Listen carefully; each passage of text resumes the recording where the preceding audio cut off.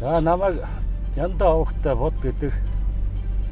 Би 1986 онд 10 дугаар базаас банкны контор гэж байхад тэнд мөнгө хураалтын жолоочоор цагийн жолоочоор анх ирсэн.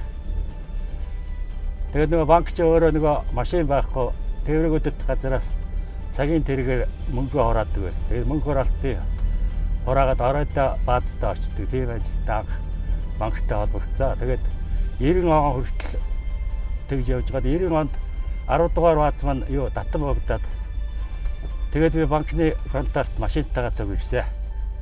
Тэгээд тэр цагаас хойш би банктай холбогдож банкны одоо яг жинхэнэ ажилтсан болж 90 оноос хойш ажиллаж байгаад 19 жил ажиллаад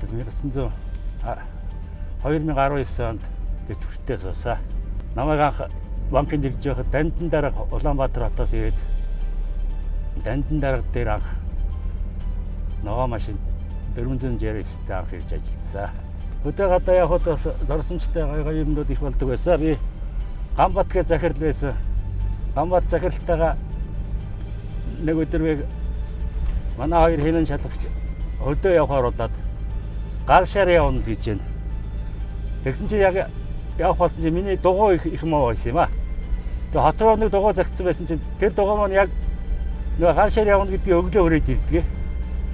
Тэгээд дугуйгаа захирал маань тэгж одоо чи дугуйгаа сольж явахгүй мó гэдэг чинь. Тэгэхээр яг одоо дугуй одоо сольж амжихгүй штэ захирал ирж байгаа солио нурагшаага ямар хоолоос гаталт нэг уул даваад авах гэх биш ирж байгаа солио гээд тэглээ. Тэгсэн чинь захирал маань тэгж зааштай дугуй чийстэй пүд буудана да гэж тэгдгийг.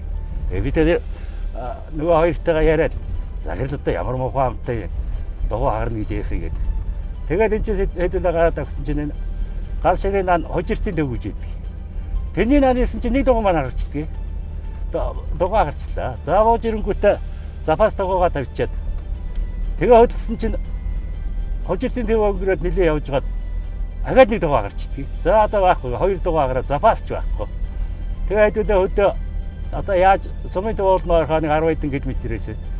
За сумын төв яаж орох вэ гэж бод. Тэгэхээр энэ чинь нэг айл байгаад айл дээр очсон чинь нэг моциклтэй хүн байна. Тэрийг нь гоож нэг хэдүүлээ цаашаа гал шарын төв орж дугуйгаа янзлуулж ирж нэг тийм хөвгтэй болж ирсэн.